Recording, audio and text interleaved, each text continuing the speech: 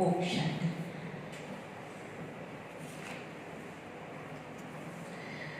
आज 22/5/2020 की मुरली है।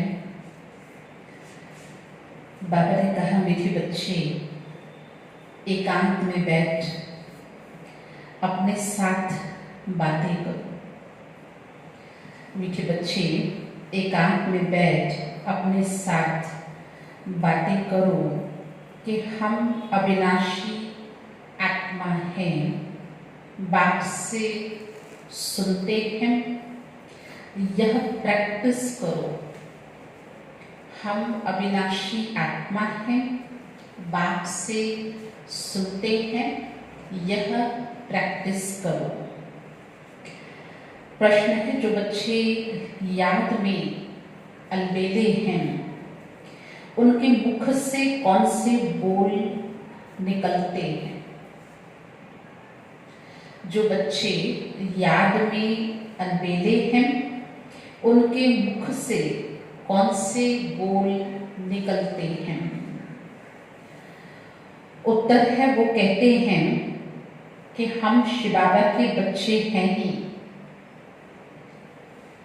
बोल ऐसे होते हैं अलबेलेपन के, जो मालूम भी नहीं चलता है। ऐसा नहीं कि उनके बोल कोई विपरीत होते हैं, खराब होते, गलत बोलते, ऐसा भी नहीं होता है, लेकिन अलबेलेपन के बोल हैं, जिसमें अलबेलेपन के वश होकर के क्या कहते हैं, हम शिव बाबा के बच्चे हैं ही, याद में ही हैं, लेकिन बाबा कहते वह सब गपोड़े हैं। अलबेलेपन के वश आत्मा समझती कि हम तो बाबा के बच्चे हैं ही, अर्थात याद में हैं ही, लेकिन जिस तक याद पहुँचे, जिसको हम याद कर रहे हैं, वो भगवान निवाज बाबा कहते वह सब गपोड़े हैं, अलबेलापन है, इसमें तो पुरुषार्थ करना है। सवेरे उठ अपने को आत्मा समझ बैठ जाना है, रू रिहान करनी है। आत्मा ही बातचीत करती है, रू रिहान करनी है, रूह आत्मा ही बातचीत करती है। अभी तुम देही अभिमानी बनते हो। देही अभिमानी बच्चे ही याद का चार्ट रखेंगे।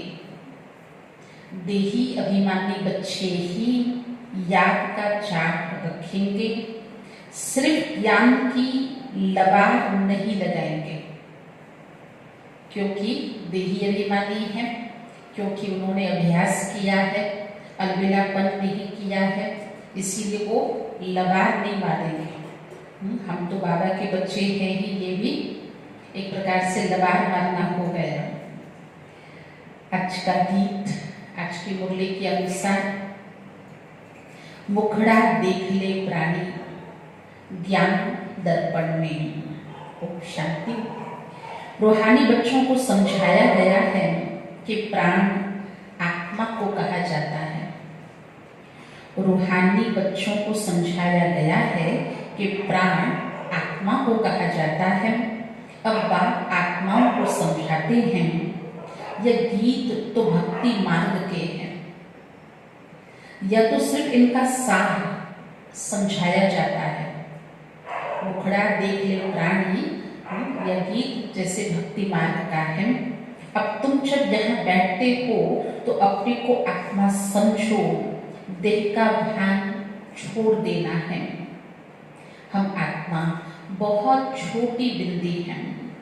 मैं ही इस शरीर द्वारा पाठ बजाती हूँ। यह आत्मा का ज्ञान कोई को है नहीं, यह आत्मा का ज्ञान कोई को है नहीं। ये बाप समझाते हैं, अपने को आत्मा समझो। मैं छोटी आत्मा हूँ, आत्मा ही सारा पाठ बजाती है इस शरीर से। आत्मा कितनी छोटी हुई शरीर के सामने, लेकिन आत्मा चैतन्य रूप में जो पाठ बजाती है वो इस शरीर से। तो देह अभिमान निकल जाए, यह है मेहनत। ऐसी सोच रखना, ऐसी रूढ़ियान करना, ये आत्मचिंतन करना, इस अभ्यास को करते करते बन जाएंगे, देह का अभिमान निकल जाएगा, देही अभिमानी बन जाएंगे। ये मेहनत है। हम आत्मा इस सारे नाटक के एक्टर्स हैं। ऊंच से ऊंच एक्टर है परम पिता परमात्मा, बुद्धि में रहता है। वह भी इतनी छोटी बिंदी है, उनकी महिमा कितनी भारी है। ज्ञान का सागर, सुख का सागर। भगवान भी वो परम आत्मा निराकार शिव बाबा अति सूक्ष्म है, बिंदी मिसल, लेकिन महिमा कितनी भारी, सागर के समान। ज्ञान का सागर, सुख का सागर, परंतु है छोटी बिंदी। हम आत्मा भी छोटी बिंदी है।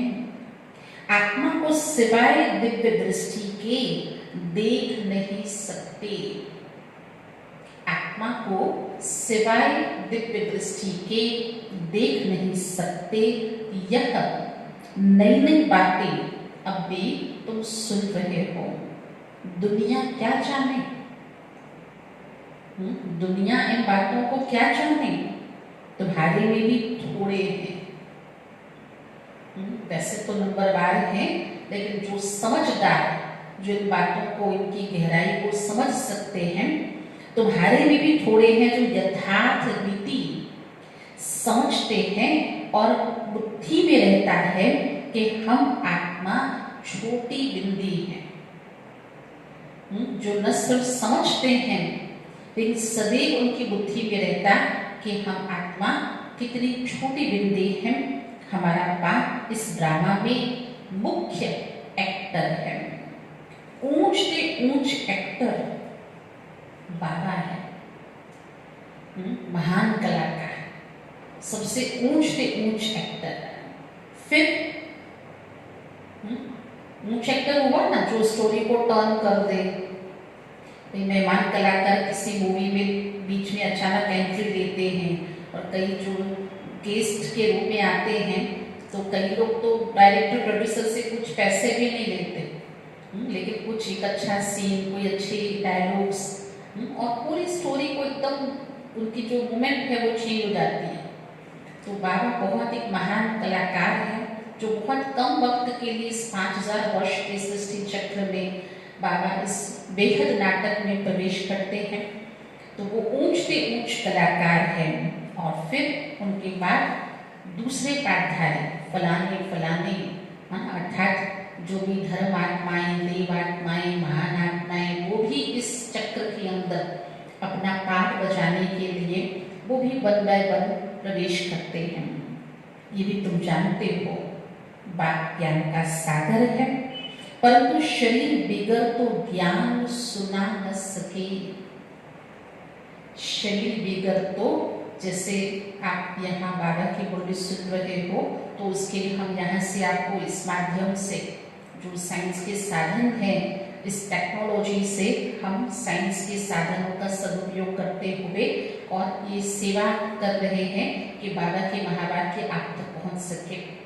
ठीक वैसे ही बाबा को भी, उस निराकार को भी शरीर चाहिए, माध्यम चाहिए। नहीं तो ज्ञान का सागर तो है, परंतु वो ऐसे तो ज्ञान सुना न सके। शरीर बिगड़ तो ज्ञान सुना न सके, शरीर द्वारा ही बोल सकते हैं ना। अशरीर होने से ऑर्गन्स अलग हो जाते हैं। भक्ति मार्ग में तो देहधारियों का ही सिमरन करते हैं। परमपिता परमात्मा के नाम, रूप, देश, काल को जानते ही नहीं है।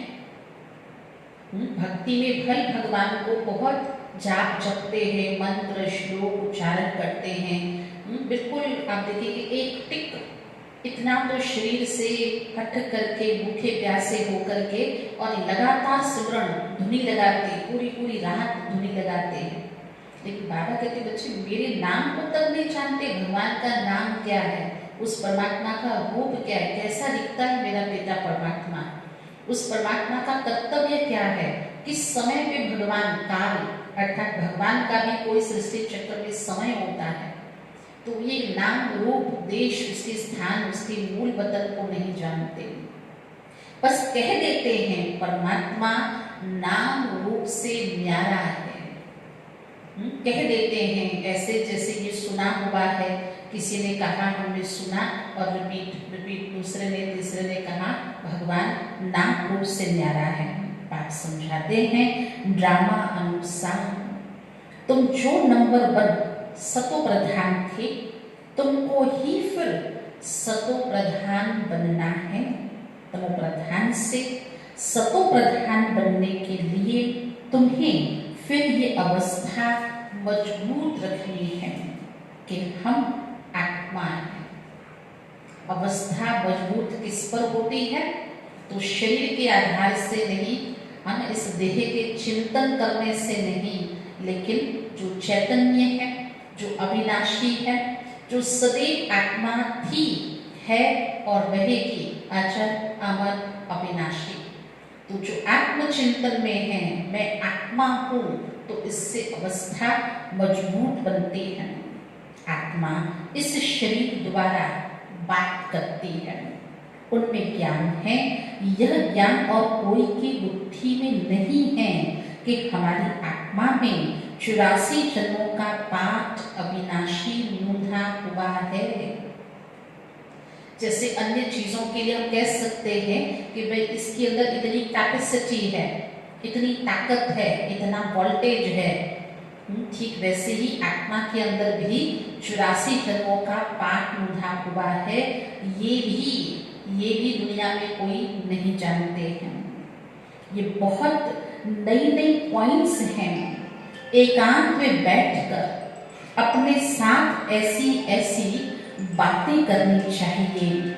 हम आत्मा हैं, बाप से सुन रहा हूँ, मैं आत्मा हूँ। धारणा मुझ आत्मा में होती है, मुझ आत्मा में ही ये सारा पाठ मूंधा हुआ है। मैं आत्मा अविनाशी हूँ। ये अंदर में घोटना चाहिए। हमको तमो प्रधान से सतो प्रधान बनना है। देह अभिमानी मनुष्यों को आत्मा का भी ज्ञान नहीं है। देह के अभिमानी मनुष्यों को तो आत्मा का भी ज्ञान नहीं है। कितनी बड़ी बड़ी किताबें अपने पास रखते हैं, अहंकार कितना है। जिनके पास बहुत सारी, आजकल तो कई लोग घरों में भी कई लाइब्रेरी बना देते हैं, तो लोग देखेंगे कहेंगे अरे इसके पास तो कितनी किताबें, कितना पढ़ते होंगे। कोई ऑफिस में है ना, कोई डॉक्टर, कोई वकील, तो उससे लोग अंदाजा लगाते हैं कि ये व्यक्ति बहुत नॉलेजफुल है। परंतु बाबा कहते इतनी किताबें मोटी मोटी रखते पढ़ते, लेकिन मैं आत्मा हूँ खुद को तो जानते नहीं, अपना परिचय तो उनके पास है नहीं। यह है तमो प्रधान दुनिया। ऊंच के ऊंच आत्मा को भी कोई नहीं जानते। तुम जानते हो, तुम जानते हो कि अब हमें तमो प्रधान से सतो प्रधान बनने का पुरुषार्थ करना है। तुम जानते हो, इस बात को अंदर में घोटना चाहिए। ज्ञान सुनाने वाले तो बहुत हैं, जो कई ऐसे रट्टा मार देते हैं, सुनी सुनाई बातें सुना देते हैं। जैसे कई चीज़ों के लिए बैन होता है कि आप किसी का कॉपीराइट नहीं ले सकते, भाई ये इसी ब्रांड का, ये इस कंपनी का, उसको दूसरा कोई उसकी नकल नहीं कर सकता, नहीं तो वो गुनाह होता है। लेकिन इस चीज़ में तो लोग बहुत गुनाह करते हैं, पाप करते हैं। बाबा कहते बस सुना देते सुनी सुनाई बातें, तो सुनाने वाले तो आजकल देख रहे हैं दुनिया में बहुत निकल पड़े हैं, परंतु उनके अंदर भगवान की याद नहीं है, क्योंकि वो ईश्वरीय ज्ञान सुनाते हुए भी ईश्वरीय है ना, जो ज्ञान का सागर है उसको जानते नहीं हैं, पहचानते नहीं हैं, उसको मानते नहीं हैं। या उसकी मान्यता अर्थात उसकी आज्ञा अनुसार करते नहीं हैं, अंदर में वह अंतर्मुखता रहनी चाहिए। हमको बाप की याद से पतित से पावन बनना है, सिर्फ पंडित नहीं बनना है, सिर्फ पंडित नहीं बनना है। तो इस पर एक पंडित का मिसाल भी है। माताओं को कहते राम राम कहने से पार हो जाएंगे। हम सभी ने ये कथा बहुत बार सुनी होगी, भक्ति में भी, और बाबा तो बहुत अच्छा अर्थ सहित सुनाते हैं कि भाई पंडित के पास कथा सुनने वाले जो जाते थे उसमें वृद्ध माता भी जाती थी और उस माता ने सुना कि राम का नाम जपने से नदी पार हो जाएंगे। तो जब वो पंडित को अपने घर भोजन करने बुलाती है तो नदी के तट पर आकर के वो नाव का इंतजार करता है पंडित, और माता कहती राम नाम कहते तो पार हो जाते, वो तो पार हो जाती है। पंडित तो देखता रह जाता है। बाबा कहते इसको कहते हैं भाई ये तो खाली तोते विसल हुआ जो बस राम का नाम जपते रहते हैं। इस पर एक पंडित का मिसाल भी है। माताओं को कहते राम राम कहने से पार हो जाएंगे। तो ऐसे लबाड़ी भी नहीं बनना है, ऐसे भी बहुत होते हैं। लबाड़ मारने वाले भी बहुत होते हैं। एक होते हैं जो अलबेलेपन से बोलते हैं, एक जिसको कहते मुंह में राम बगल में छुरी, और एक ऐसे ये पंडित की कथा जो सुनी, और एक होते हैं जो जिसको बाबा कहते मियाँ मिठू। हाँ, ये भी अलग अलग आत्माओं की कैटेगरी, अलग अलग प्रकार से आत्माएं जिनकी बाबा हम बच्चों को पहचान परख देते हैं, और इससे बचने के लिए इसकी व्याख्यान बाबा सुनाते हैं, समझाते बहुत अच्छा है। और उसको तो बाबा ने पहले ही कहा वो तो सुनी सुनाई बातें हैं, सुनाने वाले आपको अंत समय में बहुत मिलेंगे, परंतु योग है नहीं, सारा दिन देह के अभिमान में रहते हैं। नहीं तो बाबा को चाट भेजना चाहिए, नहीं तो बाबा को चाट भेजना चाहिए। हम इस समय उठता हूँ, इतना याद करता हूँ, कुछ समाचार नहीं देते, ज्ञान की बहुत लबाड़ मारते हैं, जिसको कहते गपोड़े मारना, गप मारना, ज्ञान की बहुत गप मारते हैं। योग है नहीं, भल बड़ों बड़ों को ज्ञान देते हैं। उनके सुनने वाले, उनके जो श्रोतागण हैं वो भी कोई सामान्य लोग नहीं हैं, बड़े बड़े, दुनिया के दृष्टि से देखो तो बड़े वीआईपी भी क्यों ना उनकी ऑडियंस बन करके उनको सुनते हो, बड़ों बड़ों को ज्ञान देते, परंतु योग में कच्चे हैं। अब ये तो कौन बताए, योग जिस तक पहुंचेगा, याद पहुंचेगी, जिसका ईश्वर से योग होगा, तो जो पावर हाउस है, जो भगवान तक अगर वो उस याद को ब्रह्मांड तक पहुंचाया ही नहीं होगा तो वहां से क्या रिप्लाई आएगा। बाबा कहते योग है नहीं, सवेरे उठ बाप को याद करना है। बाबा आप कितने ना मोस्ट बिलीवेड हो, बाबा कितनी अंदर से उद्गार निकलने चाहिए। याद करो दादी जानकी जी जब भी बाबा की कोई ऐसी बात कहती सुनती, ऐसा दादी बहुत प्यार से सिसकियाँ भरती हुई कहती, बाबा बाबा आप कितने मीठे हो, कितने प्यारे हो। बाबा कितना ना हम बच्चों का, ये एक बाबा की ओर से हमें बाबा खुद सिखाते हैं, अपने याद से, अपने प्यार से, अपने संबंध से बाबा हमको जोड़ रहे हैं। कैसा विचित्र ड्रामा बना हुआ है, कोई भी ये राज जानते नहीं, न आत्मा को न परमात्मा को जानते हैं। इस समय मनुष्य जानवर से भी बदतर हैं। वो तो सभी ने, पूरी दुनिया ने देख लिया कि वर्तमान समय का जो ये लॉकडाउन का जो मुख्य रीज़न है, कारण है वायरस, और उसकी उत्पत्ति का जो रीज़न बना, तो सारी दुनिया ने देखा कि मनुष्य का भोजन कैसा है, आज का इंसान क्या खाता है। क्यों इस प्रकार की बीमारियां निकलती हैं। तो मनुष्य होकर के जो शास्त्रों में कहा गया कि आसुरी जीवन होता है, तो वो लोग दिन में सोते हैं, रात को जागते हैं। आजकल आप देख रहे हैं वाकई ऐसा हो गया है। और आसुरी भोजन क्या खाते हैं, तो उनको देख के क्या कहेंगे, जानवर से भी बदतर है आज का मनुष्य। हम भी ऐसे थे, हम भी जब बाबा के नहीं थे, ज्ञान में नहीं थे, कोई समझ नहीं थी, आत्मा परमात्मा को नहीं जानते थे, हम भी ऐसे थे। माया के राज्य में कितनी दुर्दशा हो जाती है। यह ज्ञान तुम कोई को भी दे सकते हो। बोलो, तुम आत्मा अभी तमो प्रधान हो, तुम्हें सतो प्रधान बनना है। पहले तो अपने को आत्मा समझो, पहले तो अपने को आत्मा समझो। गरीबों के लिए तो और ही सहज है, गरीबों के लिए, क्योंकि बाबा अक्सर कहते हैं जिनके पास बहुत कुछ होता है तो उनके ऊपर जवाबदारियाँ, मतलब उनका सिर खराब हो जाता है। बहुत धन है तो भी नींद फट जाती है। जिसके पास कुछ है ही नहीं तो किसको संभालना, क्या करना, है ना, निश्चिंत रहते हैं। तो गरीबों के लिए तो और ही सहज है। साहूकारों के तो लफड़े भी बहुत होते हैं। बाप समझाते हैं मैं आत्मा ही हूँ, साधारण तन में, न बहुत गरीब न बहुत साहूकार। अभी तुम जानते हो कल्प कल्प बाप आकर हमको यह शिक्षा देते हैं कि पावन कैसे बनो।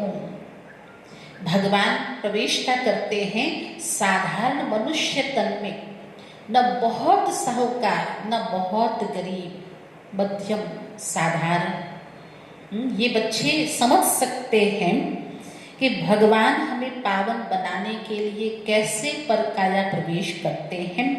बाकी तुम्हारी धंधे आदि में खिटपिट है, उसके लिए बाबा नहीं आए हैं।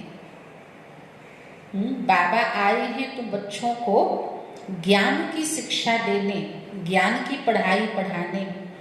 ज्ञान अर्थात आध्यात्मिक शिक्षा, आत्मिक परमात्मा का ज्ञान, जो इस साइंस से भी परे है, साइलेंस वर्ल्ड, उसका ज्ञान, जो विज्ञान से भी परे है, वो सत्य ईश्वरीय ज्ञान, आत्मा के 84 जन्मों का ज्ञान, आत्मा का आदि मध्य अंत, रचयिता खुद अपनी रचना को बैठ करके जो सुनाई। बाकी जो छोटे मोटे धंधे आदि से लगती हुई बातें हैं, बाबा कहते उसके लिए बाबा नहीं आए हैं। तुम बुलाते ही हो, हे पतित पावन आओ, तो बाबा पावन बनने की युक्ति बतलाते हैं। ये ब्रह्मा खुद भी कुछ नहीं जानते थे।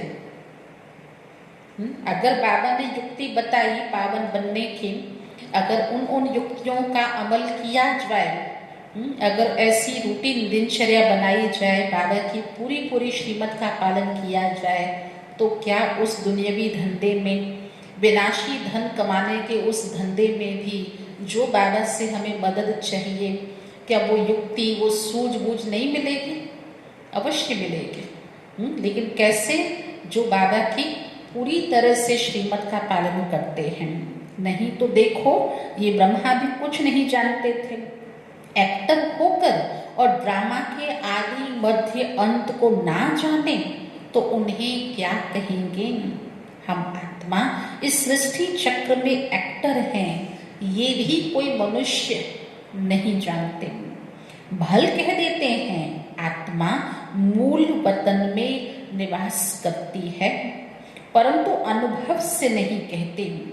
तुम अभी प्रैक्टिकल में जानते हो हम आत्मा मूल वतन के रहवासी हैं, हम आत्मा अविनाशी हैं। यह तो बुद्धि में याद रहना चाहिए। बहुतों का योग बिल्कुल है नहीं। देह अभिमान के कारण फिर मिस्टेक्स भी बहुत होती हैं, जिनमें बहुत देह अभिमान होता है। चाहे धैर्यमान केवल शारीरिक तौर पे नहीं, लेकिन अपने बौद्धिक स्तर पे, है ना, अपने नॉलेज के स्तर पे जो हद का दुनियावी नॉलेज होता है, कोई पद पोजीशन होता है, पावर्स होती हैं, तो बहुत लोगों में धैर्यमान क्रिएट होता है। और उसकी वजह से क्या होता है, उनको पता भी नहीं चलता कि उनसे बहुत भूलें होती हैं, क्योंकि अहंकार के वश उनको अपनी भूलें दिखाई नहीं पड़ती। तो बाबा ने कहा देवीमान में क्या करते, बहुत मिस्टेक्स होती हैं।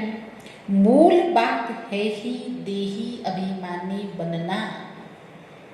देखो आज की मुरली में बाबा कितना न बार बार हर सेंटेंस में इस बात पे विशेष जोर दे रहे हैं। उस एक बात को बाबा जैसे पढ़ाते हैं ऐसा टीचर कोई नहीं मिलेगा जो इतना विभिन्न प्रकार से इस आत्मा की बात को तरीके से समझाना, रियलाइज करवाना, और इस बात की महसूसता जिन्होंने की, जिन्होंने नहीं की, बहुत अच्छी तरह बाबा इसकी महीनता बता रहे हैं।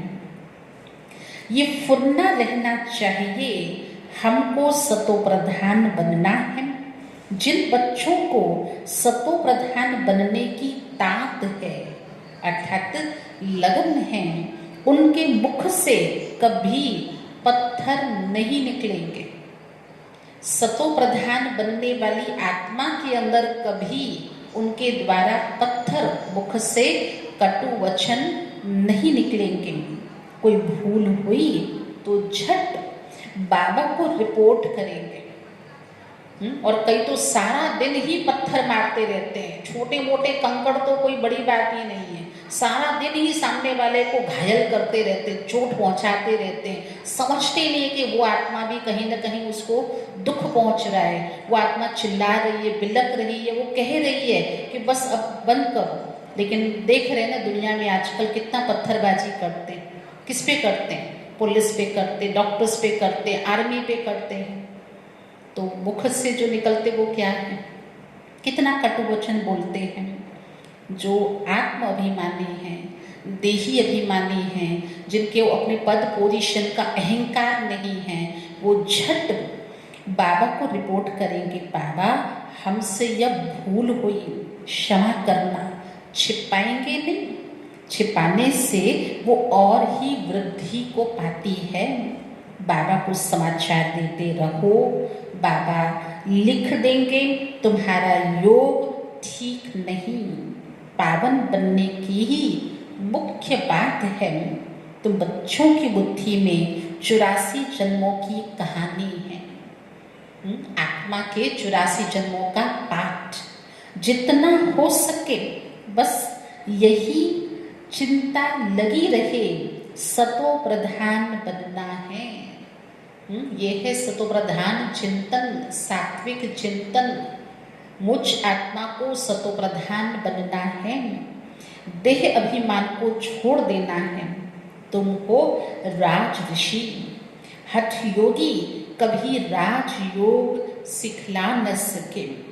राजयोग बाप ही सिखलाते हैं, ज्ञान भी बाप ही देते हैं। बाकी इस समय है तब वो प्रधान भक्ति, ज्ञान सिर्फ बाप संगम पर ही आकर सुनाते हैं। बाप आए हैं तो भक्ति खत्म होनी है, ये दुनिया भी खत्म हो जानी है। कोई कहे ऐसे कैसे भक्ति खत्म हो जाएगी, काफी हद तक तो हो गई। मंदिर गुरुद्वारे ठिकाने सब बंद हैं, क्यों? जबकि दुनिया ही खत्म होनी है। ज्ञान और योग से सतयुग की स्थापना होती है। भक्ति चीज ही अलग है। ज्ञान बल है, योग बल है, जिससे सतयुग की स्थापना होती है। बाकी भक्ति अलग चीज है।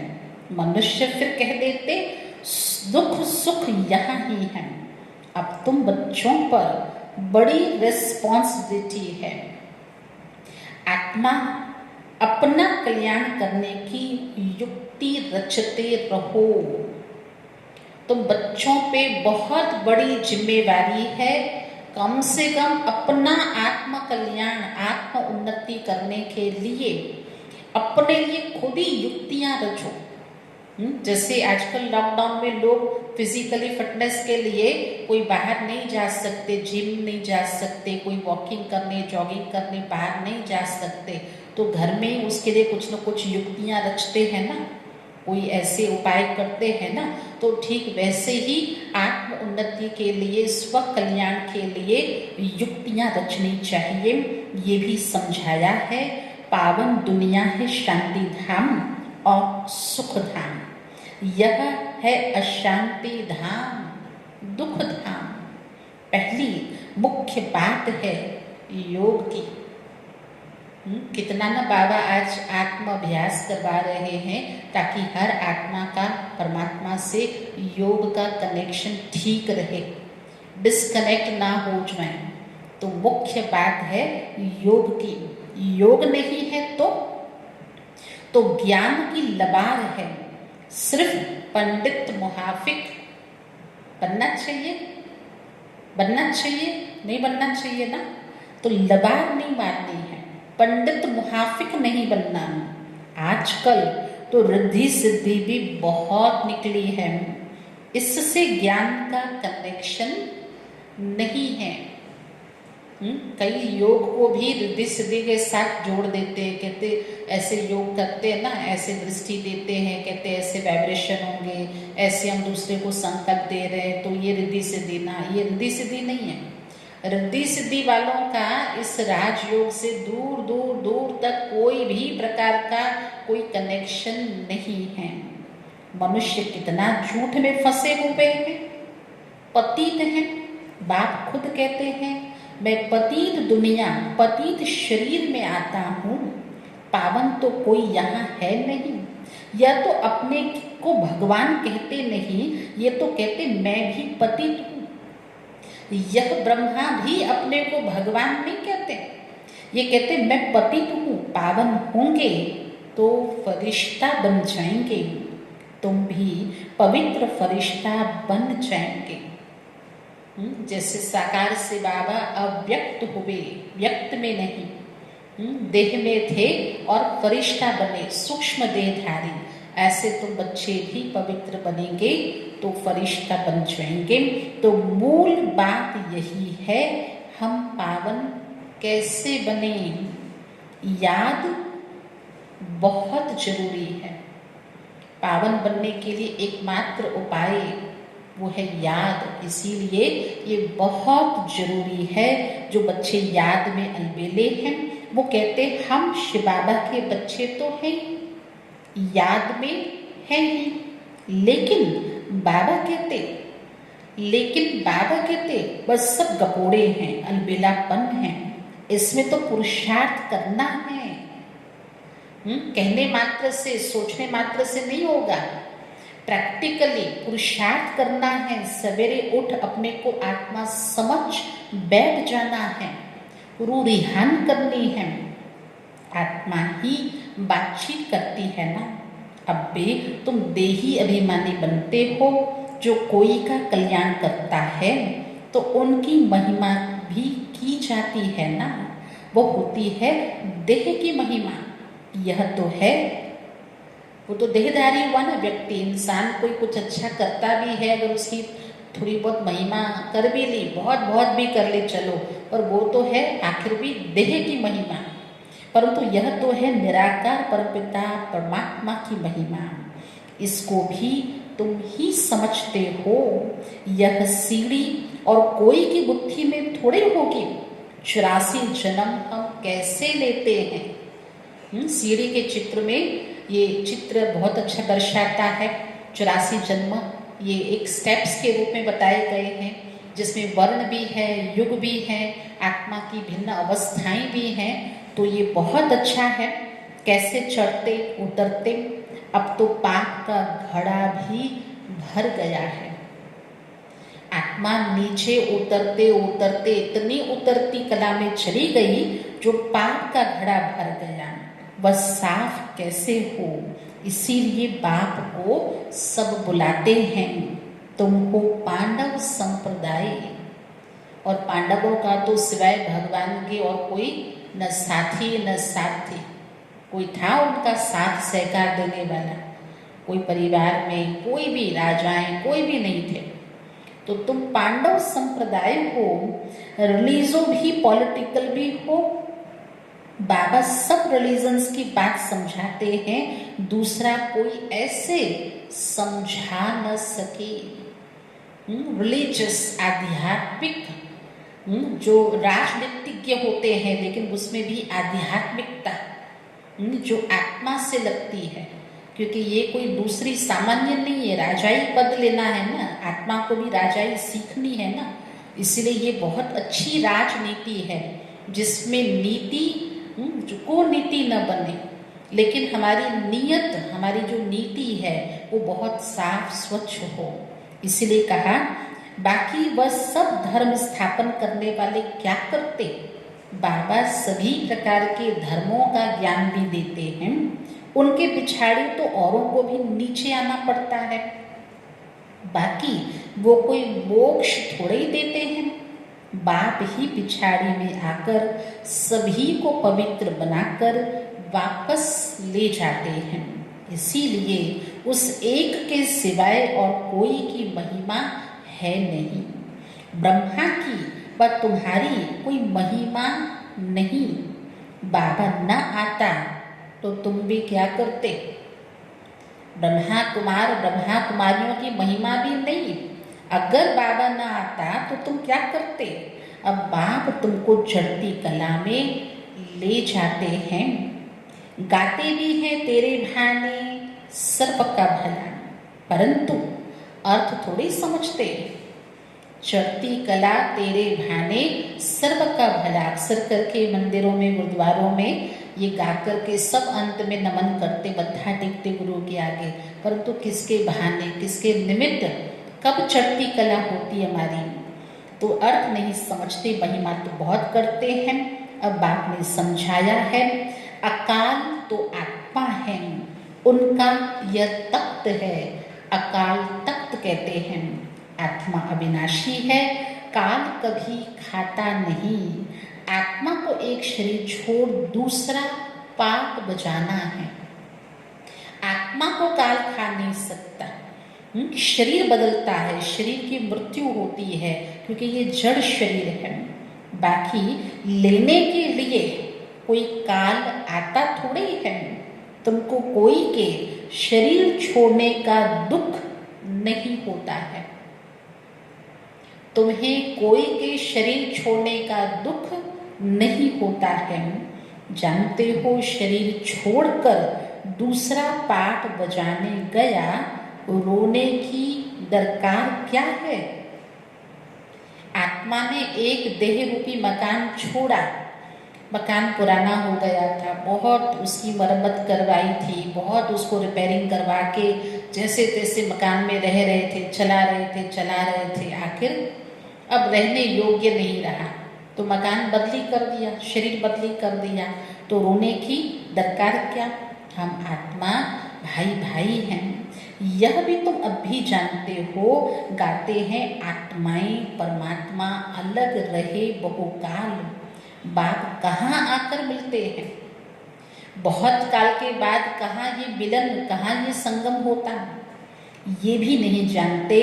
अभी तुमको हर बात की समझानी मिलती है। कब से सुनते ही आते हो, कोई किताब आती थोड़े उठाते हैं। देखा कभी बाबा कोई किताब आदि थोड़ी उठाते हैं, सिर्फ रेफर करते हैं समझाने के लिए। बाबा कभी मुरली में रामायण, गीता, वेद, भागवत आदि के कुछ ऐसे उदाहरण सुनाकर, जैसे आज पंडित की कथा सुनाई, तो बाबा समझाने के लिए एग्जाम्पल के तौर पे रेफर करते। बाप सच्चा तो सच्ची रचना रचते हैं, सच बताते हैं। सच से जीत, झूठ से हार होती। सच्चा बाप सचखंड की स्थापना करते। रावण से तुमने बहुत हार खाई है, ये सब खेल बना हुआ है। इस आधा कल्प में जाने कितनी बार, कभी काम से, क्रोध से, लोभ से, मोह से कितनी बार हार खाई है। अब तुम जानते हो हमारा राज्य स्थापन हो रहा है, फिर यह सब होंगे नहीं। ये तो सब पीछे आए हैं। ये सृष्टि चक्र बुद्धि में रखना कितना सहज है।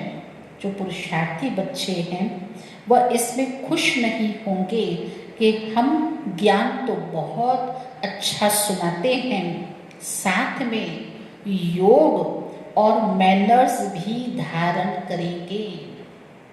अच्छे मैनर्स जो दुनियावी लोगों में भी होते हैं, सिर्फ इतना काफ़ी नहीं है।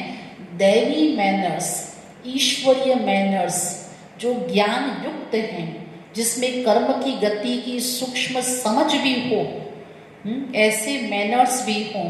फिर योग का बल भी हो, जो समझाने वाला है तो वास्तव में वो परमात्मा है। तो उस सागर, उस परमात्मा से ऐसा रिलेशन, ऐसा कनेक्शन भी हो। तुम्हें बहुत बहुत मीठा बनना है, कोई को दुख नहीं देना है। इस लॉकडाउन में भी इस चीज़ की बहुत संभाल रखनी है, समझ रखनी है ना। ये भी हमारे लिए कर्म का खाता समय अनुसार बहुत बढ़ भी सकता है, चुप भी हो सकता है। छोटी छोटी बातों का ध्यान रख सकते हैं। प्यार से समझाना चाहिए। ऑप्शन है, बाबा हमें उसका ऑप्शन दे रहे हैं। दुख नहीं देना है, मीठा बोलना है, तो प्यार से समझाना चाहिए। पवित्रता पर भी कितना हंगामा होता है, वह भी ड्रामा अनुसार होता है। यह बना बनाया ड्रामा है ना, ऐसा नहीं ड्रामा में होगा तो मिलेगा, नहीं, मेहनत करनी है। देवताओं में सल दैवी गुण धारण करने हैं। लून पानी नहीं होना है। कोई पानी किसी के साथ लून पानी और किसी के साथ मीठा पानी हो जाए, चलेगा? तो लून पानी नहीं होना है। देखना चाहिए हम उल्टी चलन चलकर बाप की इज्जत तो नहीं गंवाते हैं। किसका नाम खराब होता है? फलाने का बेटा ऐसा है। माँ बाप ने ये सिखाया होगा, लगता है इनके परिवार में ऐसे होंगे, इनका कुल ही ऐसा होगा। बाबा कहते बाप का नाम नहीं खराब करना, इज्जत नहीं गंवाना, सतगुरु का निंदक ठौर न पाए। ये तो सब जानते हैं ना। ये सत्य बाप, सत्य टीचर है। आत्मा को स्मृति रहती, बाबा ज्ञान का सागर है, सुख का सागर है। जरूर ज्ञान देकर गया हूँ, तब तो गायन होता है। अगर न किया होता कर्तव्य तो कहाँ इस कल्प में गायन होता था, यादगार बनती थी। इनकी आत्मा में कोई ज्ञान था क्या? आत्मा क्या है, ड्रामा क्या है, कोई भी नहीं जानते। जानना तो मनुष्यों को ही है ना। किसके लिए आवश्यक है ज्ञान? पशु पक्षियों के लिए थोड़ी है। जानना तो मनुष्यों को है ना। रुद्र यज्ञ रचते हैं तो आत्माओं की पूजा करते हैं। उनकी पूजा अच्छी व दैवी शरीरों की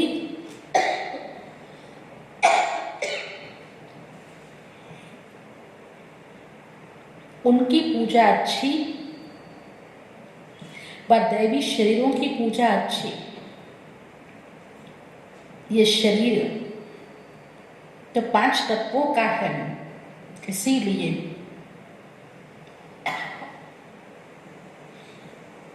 एक शिव बाबा की पूजा ही अव्यभिचारी पूजा है। अभी उस एक से ही सुनना है। इसीलिए कहा जाता है hear no evil, see no evil. ग्लानि की कोई बात ना सुनो। कोई ग्लानि करे, निंदा करे तो बात ना सुनो, मुझ एक से ही सुनो। यह है अव्यभिचारी ज्ञान। मुख्य बात है जब देह अभिमान टूटेगा तब ही तुम शीतल बनेंगे। बाप की याद में रहेंगे तो मुख से भी उल्टा सुल्टा बोल नहीं बोलेंगे, कोई दृष्टि नहीं जाएगी। देखते हुए जैसे देखेंगे नहीं। हमारा ज्ञान का तीसरा नेत्र खुला हुआ है। बाप ने आकर त्रिनेत्री त्रिकालदर्शी बनाया है। अब तुमको तीनों कालों, तीनों लोकों का ज्ञान है।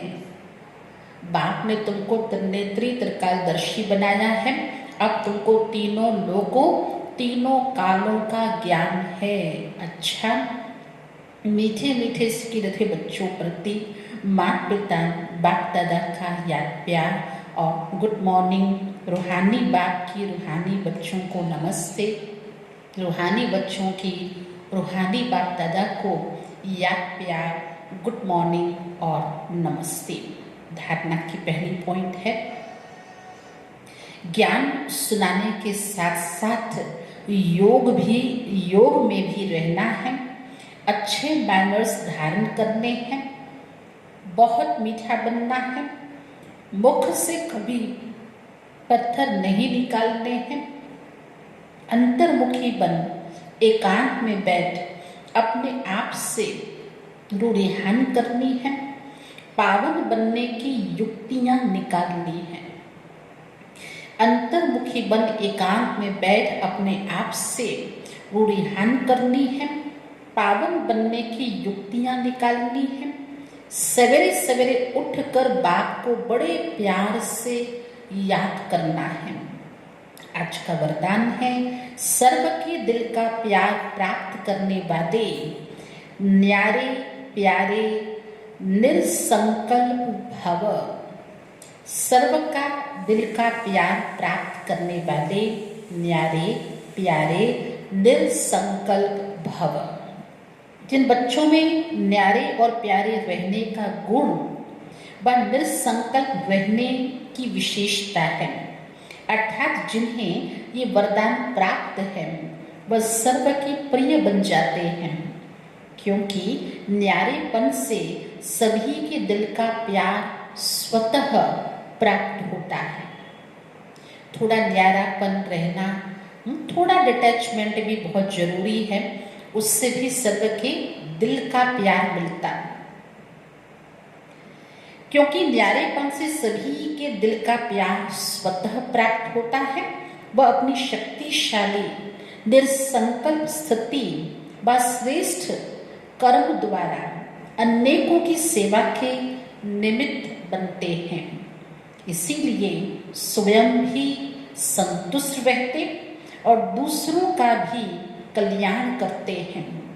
उन्हें हर कार्य में सफलता स्वतः प्राप्त होती है। जो निर्संकल्प स्थिति वाले हैं, ये बहुत आवश्यक है। न्यारे भी हैं, प्यारे भी हैं और संकल्प नहीं चलाते हैं, तो उन्हें वह खुद तो संतुष्ट रहते हैं, दूसरों को भी कर सकते हैं, उन्हें दिल का प्यार भी मिलता है और उन्हें हर कार्य में सफलता भी स्वतः मिलती है। आज का स्लोगन है, एक बाबा शब्द ही सर्व खजानों की चाबी है। जिसको गोल्डन की, डायमंड की कह सकते हैं, या सबसे बढ़िया कहें मास्टर की। सभी बंद तालों को खोलने की चाबी का नाम है बाबा। एक बाबा शब्द ही सर्व खजानों की चाबी है। इस चाबी को सदा संभाल करके रखो। चाबी अकेली होती है ना तो खो जाती है, इसलिए उसको चेन में डाल देते, की चेन है ना, तो की चेन में रखेंगे तो चाबी गुम नहीं होगी। तो इस चाबी को सदा संभाल करके रखो। ओम शांति।